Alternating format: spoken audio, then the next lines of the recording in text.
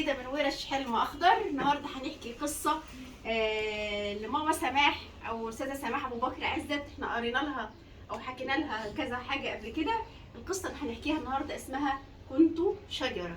كنت شجره. تعالوا نتعرف كده على القصه ونشوف ايه الموضوع. هحاول اقرا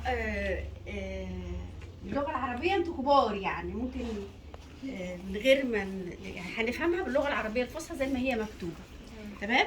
لو في حاجه مش فاهمينها اتكلموا. ريم ونوره صديقتان لا تفترقا. لعبتهما المفضله أرجوحة تتوسط الحديقه، تحملهما دائما وكلما ارتفعت اكثر تضحكان. ريم ونوره. ريم ونوره.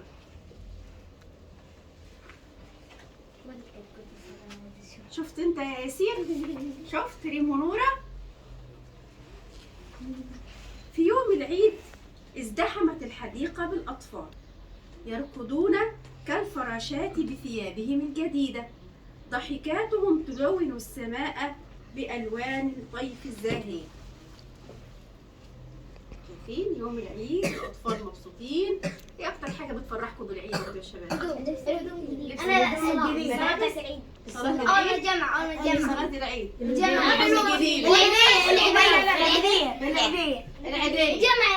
العيدية. مسدسات. ألعاب يعني. تجمعات. يوم حلو بلعب فيه وباخد عيدية. يوم حلو بتلعب فيه وبتاخد عيدية. اي بس انا يوم العيد عشان عمي بيجي.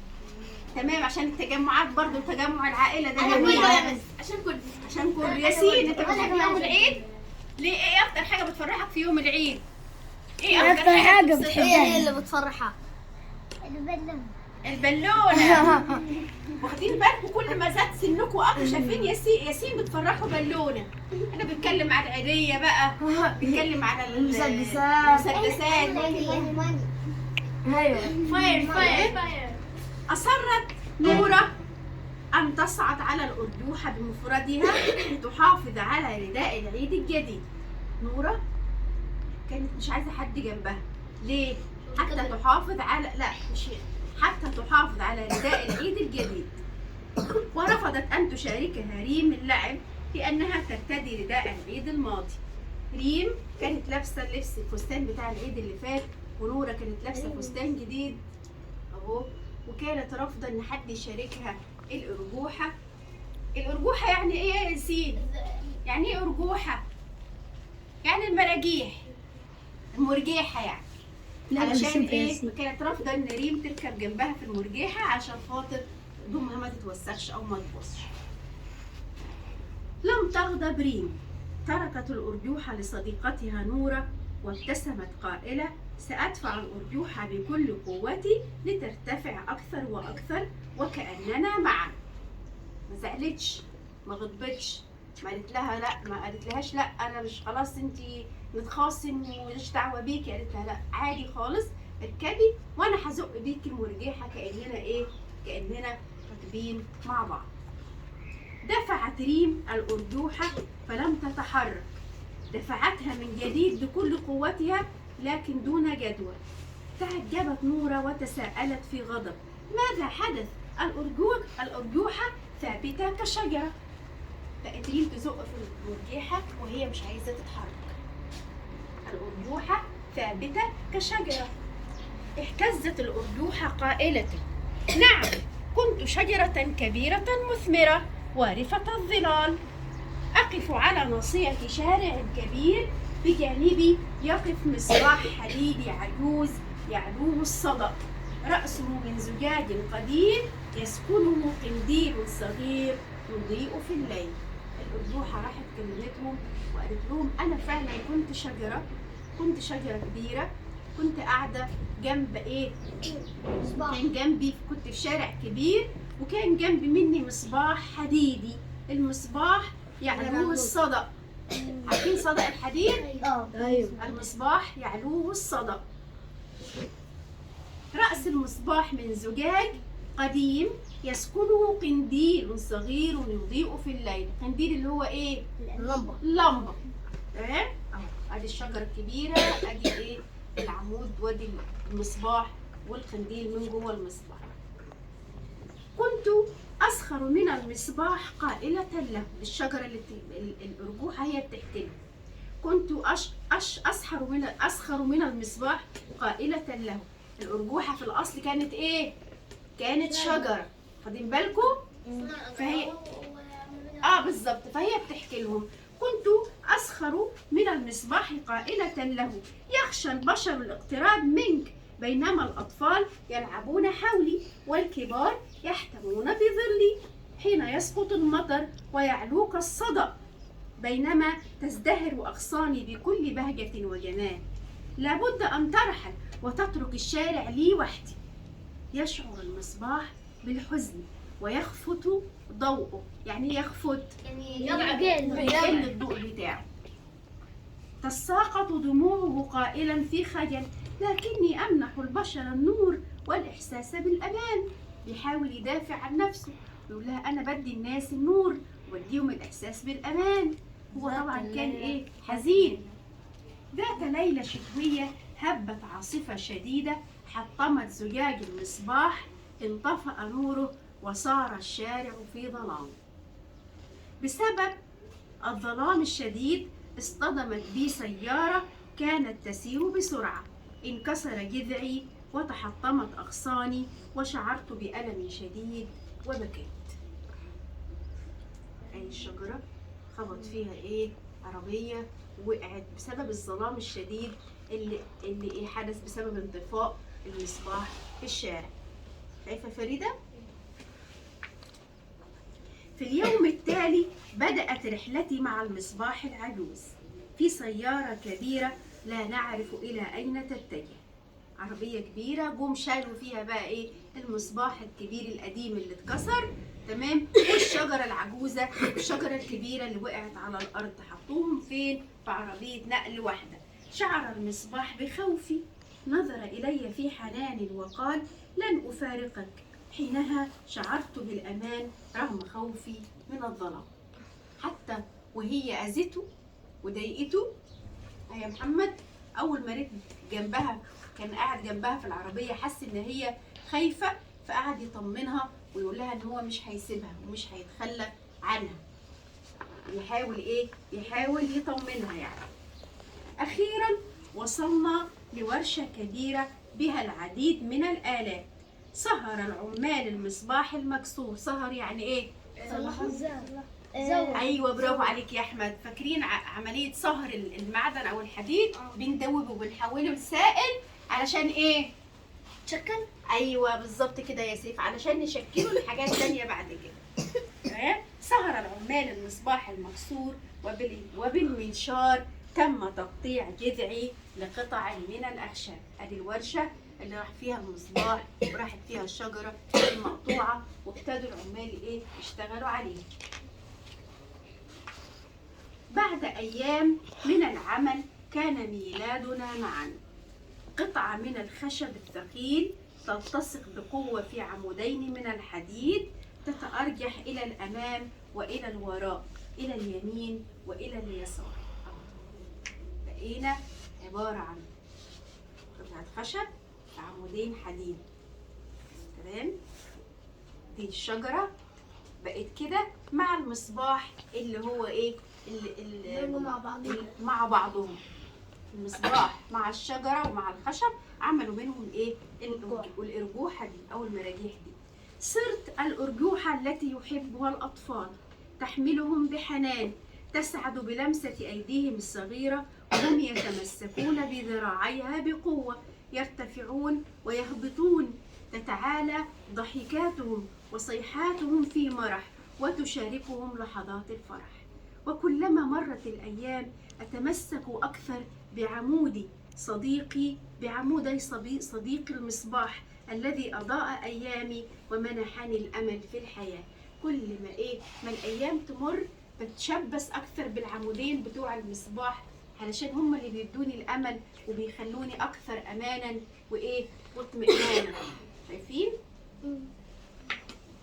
عانقت نورة صديقتها ريم، تشابكت أيديهما الصغيرة، حملتهما الأرجوحة وارتفعت عاليا في سعادة قائلة: الآن عدت شجرة وارفة، على غصنها تتأرجح عصفورتان، نورة وريم الجميلتان. الرسالة اللي قالتها لهم أو وجهتها لهم الأرجوحة وصلتهم هما الاتنين، وإيه، ورجعتهم صديقتين مرة أخرى، يعني عادتهم تاني بصداقتهم، والأرجوحة بقت مبسوطة إن هما رجعوا إيه تاني زي ما كانوا في الأول، صديقتان جميلتان. محدش قال لي يعني القصة دي خيالية ولا زي ما بتسألوا كل مرة، هي القصة دي حقيقية يا مس؟ لا. عجبتكم؟ ايوه. ايه اللي عجبكم فيها بقى؟ لما نسمع واحد. خلت الأصدقاء يتسامحوا مع بعض من غير ما يتخاصموا. تمام، رجعت العلاقة الطيبة بين الصديقتين، بين نورة وبين ريم. هيا فاطمة. التعاون اللي حصل بين مين ومين؟ النورة وريم. وريم. وقبلهم الشجرة. ايوه. والمصباح. الشجرة والمصباح. تمام. ايه تاني؟ مين عايز يتكلم عن القصة؟ هيا يا محمد. يعني علمتنا التسامح. التسامح. طب تمام، التسامح ده اتعلمناه من مين؟ من الشجرة. من الشجرة. والشجرة وصلت الدرس لمين؟ لريم ونور.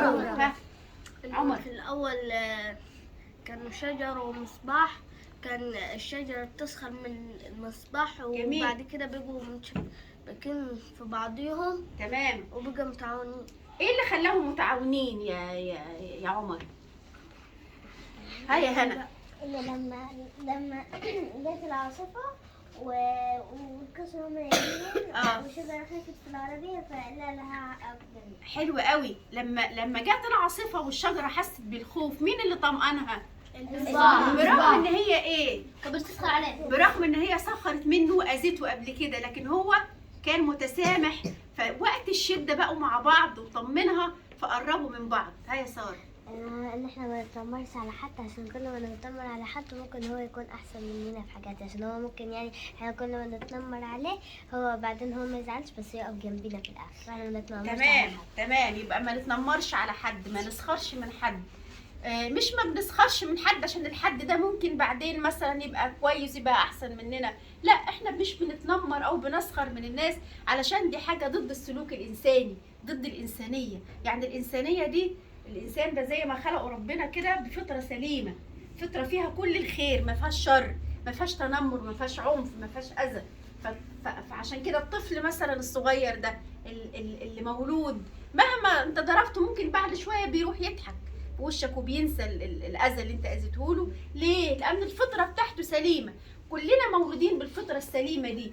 فايه اللي بيلوثها ويبوظها؟ ان احنا نتنمر ونعاون. ان احنا بنبتدي شويه شويه بنتخلى عن انسانيتنا، بنبتدي ننساق مثلا لحاجات سيئه، لتصرفات سيئه، بنحتك بناس تبقى مش كويسه فبنعمل زيهم. تمام؟ ده بيحصل عندنا في المدارس، في الشوارع، في الفصول. عندكم بتلاقوا حد ممكن يسبب اذى لغيره وهو يقول لك انا بهزر، انا بضحك، فانتوا بتضحكوا معايا بقى وبتقلب الحكايه لهزار. في الاعلان ده مهم جدا على فكره، لو حبيتوا تشوفوه او تتفرجوا عليه، اعلان مهم جدا بيبين قد ايه الناس بتستهين بتصرفات بسيطه، بالرغم ان التصرفات دي بتبقى مؤذيه للاخرين. يعني ممكن حد اسمر بيقولوا له يا شوكولاته، بحب الاسم ده. الاب بيتريق على ابنه بيقول له مش عارفه ايه يا حمار، يا انت زعلت يا ده انا بهزر معاك. انا بشوف الاعلان ده. بتشوف الاعلان ده؟ اعلان مهم. احنا بنعمل الحاجات اللي موجوده في الاعلان من غير ما بناخد بالنا. بتاعتنا زي مس بنو باصر بتقول اخلاقنا الجميله، بعدين بتقول حكمه. تمام. الاعلان ده بالذات لفت نظري لان احنا كلنا بنعمل الحاجات اللي موجوده جوه الاعلان واحنا مش واخدين بالنا. خديجه عايزه تقولي حاجه عن القصه؟ ايه الاعلان ده؟ هو اعلان بيجي في التلفزيون بصفه مستمره. انا اصلا بيتكلم عن التنمر. انا بلفت نظري خالص اول ما اتفرجي على الاعلان ده، اعلان مهم. انا شفت قبل كده بس من بدري على قناة كرتون قبل كده. على سي دراما تقريبا. تمام، بيجي كتير. يعني حد بيبقى عارفين انه بيخاف من الكلاب فيروحوا يطلعوا له مثلا يرمي ازازة يسيبوا الكلب عليه مثلا، او حد ألدغ في حرف، تمام، فيروحوا يتريقوا عليه يخلوه يجبروه ان هو يقول جمله فيها الحرف اللي هو ألدغ فيه ده، بيكرروا أرنبنا في فمنور أرنب. تمام. صعب. واحد هو بيلعب الكورة راح هو خسر بالظبط. وفي واحد كان قالوا له انت ما بتعرفش تلعب، برضه وانتوا بتلعبوا كورة. الواد بيجري راح ايوه وانتوا بتلعبوا كورة بيحصل ده، انا بشوفكم ده بس ما بيعرفش يلعب، ده هو بس كده. انا كنت احمد ماتش كنت الفريق الثاني الناس كلها كانت بتشجع الفريق الثاني ومشجع الفريق واحد ما حدش بيشجعه، فقاعد يضحكوا علينا نشجع الفريق اللي خسر. بدل ما بنحول بتبقى اللعبة حاجة جميلة تبسطنا، بنحولها لحاجة سيئة بتضايقنا وبنتخانق مع بعض.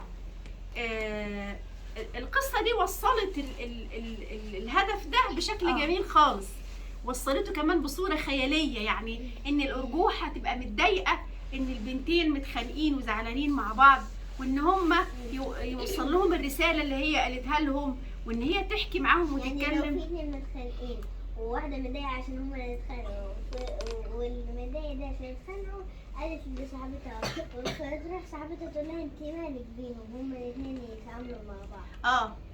بالظبط.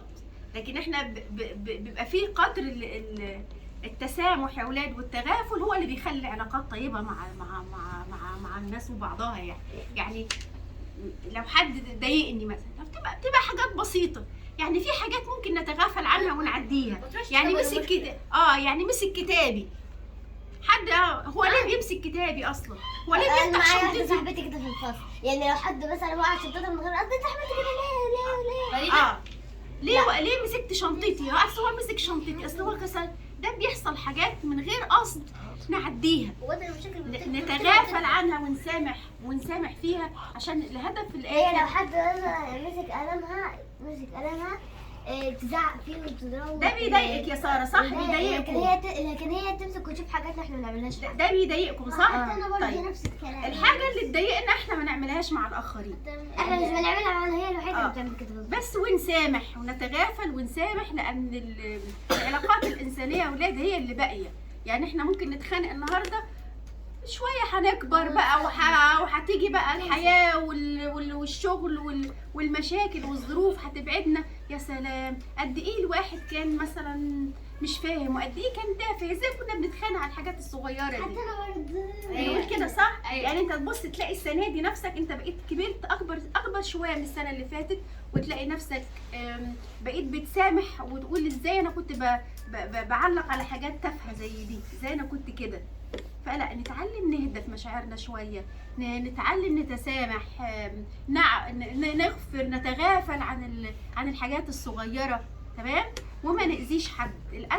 اذى الاخرين ده حاجه سيئه جدا يعني، تمام. حتى لو انتوا واخدينها بهزار، انتوا بتبقوا واخدينها بهزار، مش قصدكم تأذوا، بس هي بتسبب اذى. يعني انا هقول لكم مثلا حد عندي كنت بدرس له من فتره كده، فالبنت مثلا صاحباتها مش بيتعاملوا معاها، هي حست ان هم بعدوا عنها وهم حلوين مع بعض بس بعاد عنها. ده ما راحتش هي مثلا عاتبته وقالت لهم انتوا بعدتوا عني ليه؟ لا، هي بقيت واخده جنب لوحدها وعماله طول الوقت بتعيط. طب بتعيطي ليه؟ عشان انا محدش بيحبني. طب انت عرفتي من فين ان انت محدش بيحبك؟ هم قالوا لك ليه مش بيحبوكي؟ لا، هم اصلا بطلوا يتعاملوا معايا. يعني حتى هم ما قالولهاش حاجه اذتها، يعني ما فيش كلام قالوه لها، بس هي حاسه احساسها ان هم بعدوا عنها. في الدين يا اولاد، في القران، يعني ربنا بينهانا عن ان مثلا يبقوا 3 قاعدين مع بعض، تمام، واثنين يروحوا ياخدوا بعض ويوشوشوا بعض كده. ده في القران، ده منهي عنه، ربنا نهى عنه كده، تمام. الاثنين ما يتناجوش مع بعض، ما يتكلموش بصوت واطي ومعاهم حد ثالث صاحبهم او رفيق ليهم في القعده. ليه بيحصل ده؟ عشان هو على طول هيفهم ايه؟ اللي قاعد هما لوحده بيتكلموا ده. عنه. ان هم يا اما بيتكلموا عنه يا اما هو حد مش مرغوب فيه في القعده، فيبتدي يتضايق وياخد جنبه ويحز في نفسه قوي ان هم اصحابه اللي هو معتبرهم اصحابه وقاعد معاهم مبعدينه ومهمشينه وبيحكوا في حاجات سر مثلا بعيده عنه. تمام؟ عشان ربنا بيحب ان اهم حاجه العلاقات الانسانيه تبقى علاقات سليمه وسويه وطيبه وجميله. ربنا نهانا عن ده. مفيش حاجه اسمها ابقى قاعدين 3 مع بعض يروح 2 واخدين بعض على جنب كده ويروحوا يحكوا مع بعض ويسيبوا التالت ده حاجه بتاذيه نفسيا. فكر فيها كده، لو كل واحد حط نفسه مكان الواحد ده محدش هيعمل ده خالص. هتلاقوا نفسكم بتأذوا بعض بتصرفات صغيره خالص وانتوا مش واخدين بالكم. ركزوا فيها. اهم حاجه بس يبقى الهدف ان احنا تبقى علاقاتنا بيننا ما بين بعض علاقات حلوه وطيبه، عشان نفسنا تبقى حلوه كده ونبقى عايشين في الحياه بمحبه وموده وانسانيه، وهي دي القيمه الباقيه في الحياه. ارجو ان انتوا تكونوا استفدتوا والقصه عجبتكم، ونلتقي ان شاء الله في قصه اخرى قادمه. شكرا يا مس مريم.